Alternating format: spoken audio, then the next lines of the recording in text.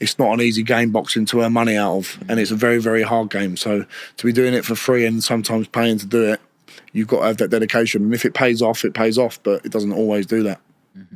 What made you choose boxing over rugby? I love rugby as well.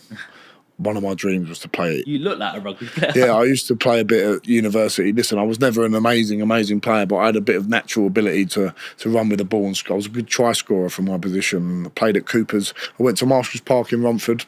We didn't really have a rugby team. We had about 7 guys who wanted to play a bit, and we just found a few on the day to go and play these other schools. And I went to Cooper's for sixth form, and they used to play some of the good schools like St Joseph's and Bancroft, some good private schools, and we were like the state school that turned up and weren't expected to win too much, but we did win the Essex Cup a couple of times, and that was brilliant. And went to Exeter University, and it was just a different level of rugby, and I thought, wow, this is a new level. All these posh private school boys all coming in, really good guys.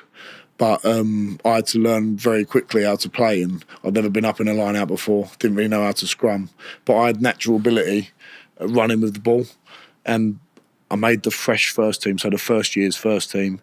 I started getting in on the coattails of that, and by the second year I just started boxing again. I just thought I'd do a bit of boxing for a bit of fitness, and then from there I had an amateur fight at the club, at the uni club, and won in round 1. Saw Dave Allen wanted a bit of sparring. Yeah. I thought what an amazing thing that would be. Just say I've sparred Dave Allen, get the picture, like it's a bucket list thing. I love Dave Allen growing up, still do now. And called him up a few times. You know, I've seen a few of your interviews with him. Yeah. I know you're proud of saying you. He was my idol growing up.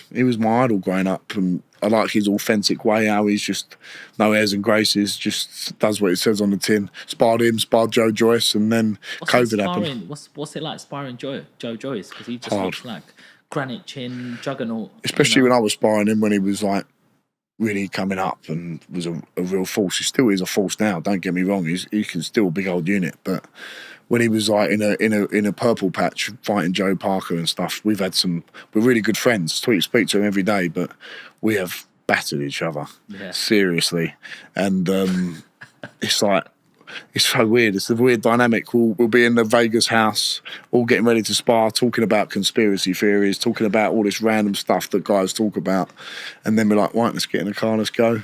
Gets a bit quiet. We all you're getting a bit tense before sparring. You glove up, you put your protection on, put your head guard on.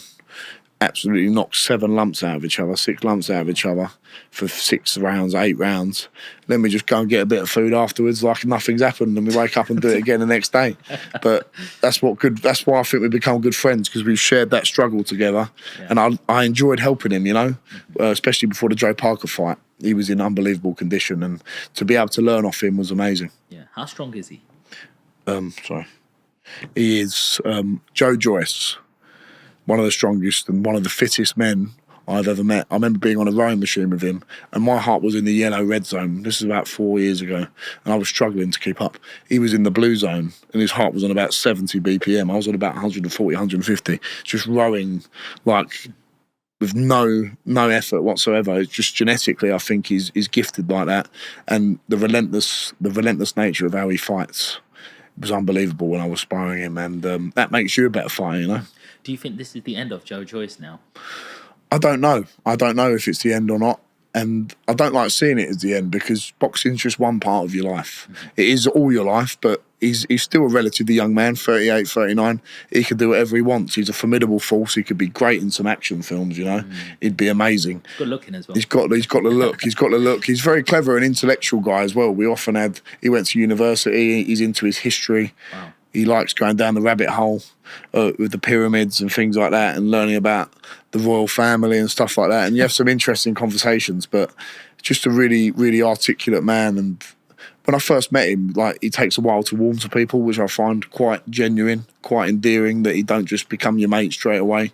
And I think that's a good way to be. You build a relationship with people. And once you've got that with him, he's a really good man. And if there's one man I trust on this earth, Joe Joyce is one of them. That's nice.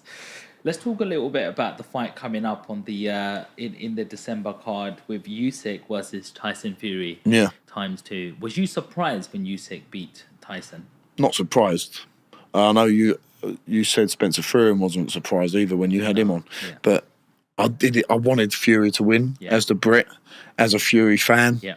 And I thought at one point, round 6, round 7, he was winning the fight and turning the screw. And then out of nowhere, Usyk he got that unbelievable fitness, and it come probably down to his training and his dedication. Doesn't cut corners. And he just turned the screw and turned the screw and turned the screw, knocked Fury down, obviously, onto the ropes. So credit to him. And Usyk's a formidable guy, and you can only give him credit. And I think the rematch is going to be amazing. What mistakes do you think Tyson Fury made in that fight? I spoke to Jimmy Tibbs about this, legendary trainer, obviously, dad of my trainer, Mark Tibbs. And he said, yeah, he looked good. He lost weight, but not always good to lose weight as a heavyweight. He might have been better off being 19, 20 stone. I don't know what their plan was in the camp. I'm not an expert on their camp. I'm not trying to tell them what to do, but it made sense to me. If you're a big guy, you might not look body beautiful. You never will. And maybe that bit of weight might have helped him. Could have hindered him. Could have made him a bit slower. But sometimes losing weight lowers your punch resistance. You haven't got as much energy. You might look a bit better, but it might just be a little bit of an aesthetic thing rather than an actual fitness thing, you know. Look at there's been some massive guys in the past. George Foreman, when he came back, was a big old unit. Larry Holmes hasn't always been the most ripped guy, you know. You don't have to be completely chiselled or thingy to... You have to be completely chiselled to be a great fighter. Some fighters are naturally like that, but being a bigger guy, sometimes you've got to use that weight, and maybe coming in a stone or two heavier wouldn't have been a bad thing. What does Tyson need to do differently apart from the weight this time? That uppercut he was throwing was really effective when he was throwing that. I thought that was good. Maybe a little bit less showboating, but that's why we love Tyson Fury, because he is like that. And if he won that fight, we would have been singing his praises, saying he showboated at the same time. But that can all make a difference. That's another 2-3%. Maybe would have helped some energy down the line. But he's the bigger man. You've got to use that as best you can and keep sticking that big jab in his face, whether it's a big hard jab or a sticky little annoying jab, you know. Use that, and then you can blind him with that, and we'll keep bringing that uppercut, because I thought them uppercuts were beautiful he was hitting him with.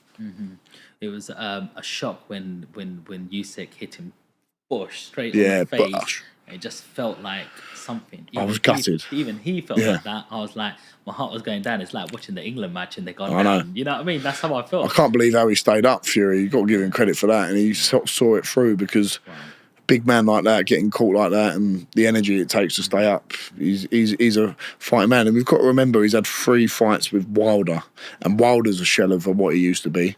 And you've got to ask yourself, how much of them fights taken out of Tyson Fury and Deontay Wilder, especially the 3rd fight. That was an all-out war. And as a professional boxer, and especially a heavyweight, you can only have so many wars like that before it catches up with you, you know? Why? Wear and tear, big old unit. Human beings aren't designed to smash each other up like that, especially 20 stone guys, 16 stone, 17 stone plus. You can't take severe punishment like that, getting punched on the head. It's not healthy, is it? That's the bottom line, to be getting punched in the head repetitively, especially by the big guys. So you can only go to the well so many times, and Fury's probably only got 1 or 2 more times to do it. So what do you think of someone like Mike Tyson stepping in the ring again against Jake Paul? I think it's a farce. I think it's an absolute joke. And it's not happened, and I'm glad it's not happened.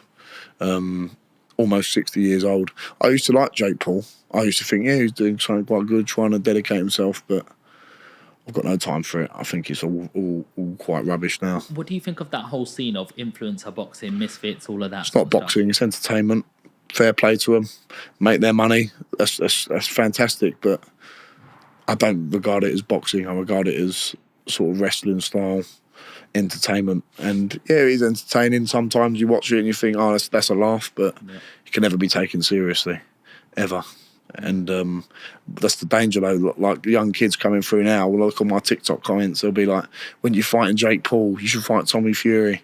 And like they don't understand what we have to go through as professional boxers. I know Jake Paul trains really hard, KSI, and fair play to him for making loads and loads of money, and they're great businessmen. But I mean, come on, fighting a 60-year-old nearly Mike Tyson versus Jake Paul, I've got no time for that.